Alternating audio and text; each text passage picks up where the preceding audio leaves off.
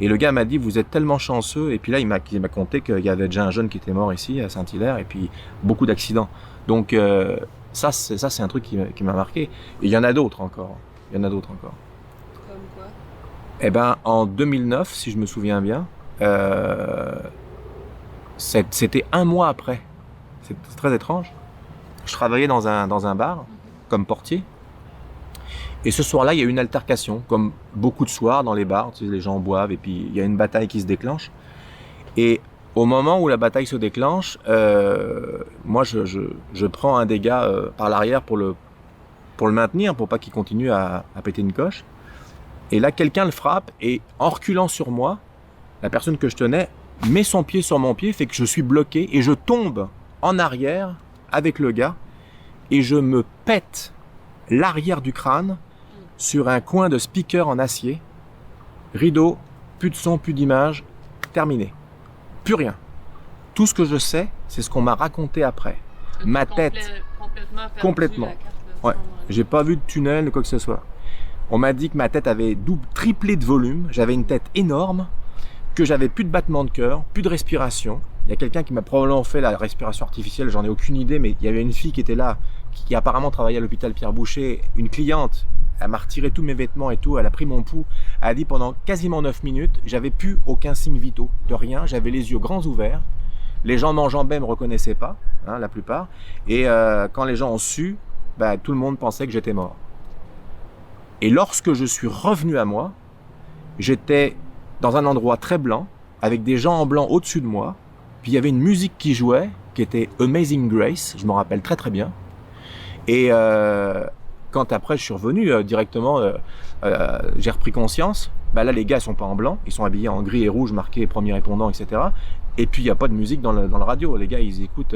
Donc, je sais pas ce qui s'est passé. Je sentais que c'était très froid, comme si on m'avait déposé quelque part. Et ensuite, j'ai été transporté d'urgence à l'hôpital de Saint-Hyacinthe, où là, on a appelé à l'époque ma conjointe, et on lui a dit que j'étais probablement décédé. Lorsqu'elle est arrivée, j'étais assis sur le lit, tranquille, la tête complètement désenflée. Ça faisait 1 heure que c'était arrivé. C'est impossible qu'avec ce que j'avais eu, le trauma que j'avais eu, et puis tout était marqué, que je sois dans un état normal. Plusieurs jours après, j'ai passé un scanner à Longueuil. Quand je suis rentré dans le scanner marchait pas. Il y avait des problèmes. Le gars, il capotait. Il disait, qu'est-ce que c'est que ça? En tout cas, je comprends pas. Bref, il réussit à faire fonctionner le scanner. Là, il me dit, vous aurez les résultats dans plusieurs jours. Je lui dis, attendez, il n'y a plus un boulon qui tient là, ici, là. Moi, j'ai peur, là, je veux savoir ce que j'ai. Il m'appelle au bout de 3 jours et il me dit, monsieur, il faut que vous veniez. Je ne peux pas vous dire au téléphone parce que j'ai compris que il peut pas le lire au téléphone, sinon il peut y avoir un problème. Donc je me déplace en étant de même, en me disant qu'est-ce qu'il m'a trouvé. J'arrive à l'hôpital, il me dit asseyez-vous. Je dis allez-y là, parce que là, et il me dit j'ai jamais vu ça de ma carrière. Je dis qu'est-ce qu'il y a? Il dit vous avez rien. Je dis ok, ça c'est la bonne nouvelle, mais comment ça j'ai rien? Il dit écoutez, j'ai regardé votre radio, j'ai regardé votre ordonnance comme quoi quand vous avez été hospitalisé. Il dit il y a rien qui colle, vous avez même pas une fissure sur le cuir chevelu. Vous n'avez strictement rien, on dirait que vous n'êtes jamais tombé sur la tête de votre vie. Je dis, mais c'est pas possible. Il me dit, évidemment que c'est pas possible, je le vois bien. Ça fait 35 ans que je suis radiologue, j'ai jamais vu une chose pareille. Ouais, surtout que quand tu étais arrivé, j'avais la tête qui avait triplé de volume. Et tous les gens qui voient cette vidéo en ce moment se souviennent de cet instant, pourraient confirmer en disant, j'ai jamais vu un truc pareil. Je veux dire, la police est arrivée, les ambulances, etc.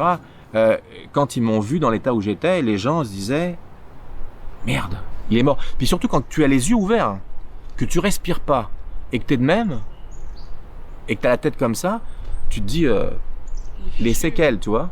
Ouais. Et non. Et donc, le lendemain, je retravaillais.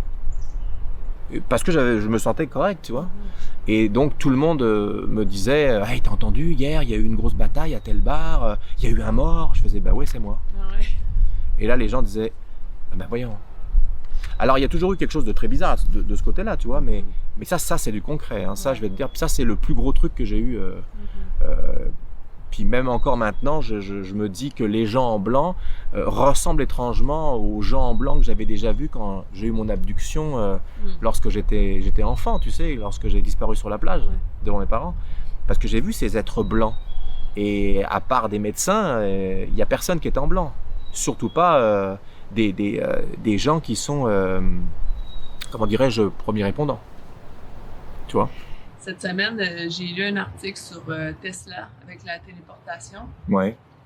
Puis ça me fait penser aux histoires que tu m'as racontées, justement, toi-même, des expériences que tu as vécues, des expériences de téléportation.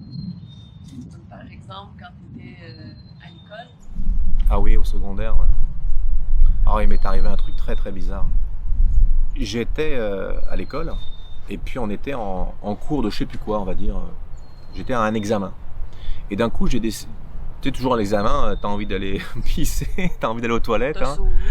Non, mais c'est parce que c'est toujours le moment, c'est le stress, quoi que ce soit, tu sais. Donc là, je décide de me lever. Et curieusement, en général, on n'a pas le droit de se lever pendant un contrôle, parce que tu peux tricher ou quoi que ce soit. Fait que là, je me lève. Personne fait attention à moi en me levant, comme si j'étais transparent. Et la prof, elle a la tête levée, puis elle me dit rien. Puis on dirait qu'elle est comme le temps est arrêté. Ça, j'ai remarqué ça, je m'en souviens maintenant. Là, je m'en vais aux toilettes. Et puis on est au 2e étage du bâtiment de l'école. Et là, je rentre dans les toilettes et il y a un petit minuteur. Tu sais, les minuteurs là pour la lumière, là, pour faire de l'économie d'énergie. Là, tu crains que ça, puis t'as comme 3 minutes avant que ça s'éteigne. Tu sais. Alors, il faut que tu aies le temps d'attraper le papier. Tu sais.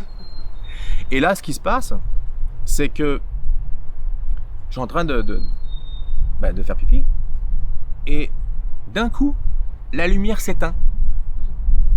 Fait que là, je me retrouve dans le noir. Imagine-toi. Ton 3 minutes était écoulé. Ouais, probablement. Je me retrouve dans le noir. Et au moment où je cherche l'interrupteur, déjà, je trouve un interrupteur au lieu de trouver le bouton. Donc déjà là, je viens de réaliser que, tu sais, je rallume, je suis dans les toilettes, mais de chez moi. Dans les toilettes de chez moi, de chez mes parents. Okay. Je suis chez nous. Imagine-toi l'angoisse.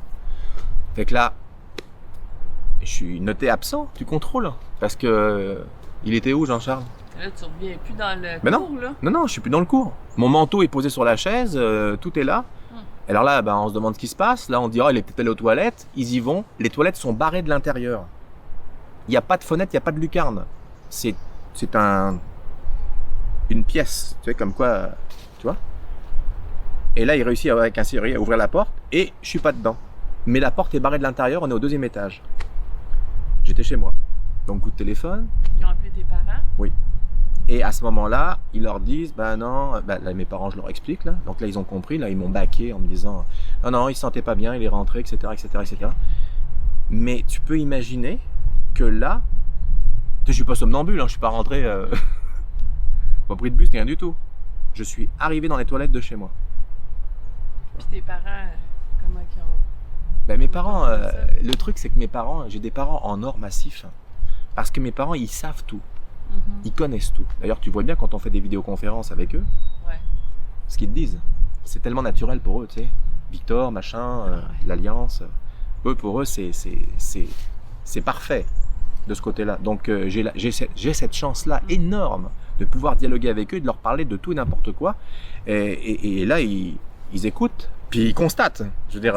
C'est quand même pas commun, là, de disparaître d'une toilette puis d'arriver dans une. Ah, mais j'en ai une autre, mais je peux pas la dire là. Je préfère la garder pour peut-être un livre. Ok. Tu vois? Parce que je veux pas tout donner. Mais ça fait partie des choses comme ça qui se sont passées. Alors, tu sais, quand tu es dans les toilettes de l'école et que tu te retrouves dans les toilettes de chez toi, c'est pas. Je me suis imaginé que. C'est physiquement, là. J'ai disparu pour arriver là, quoi.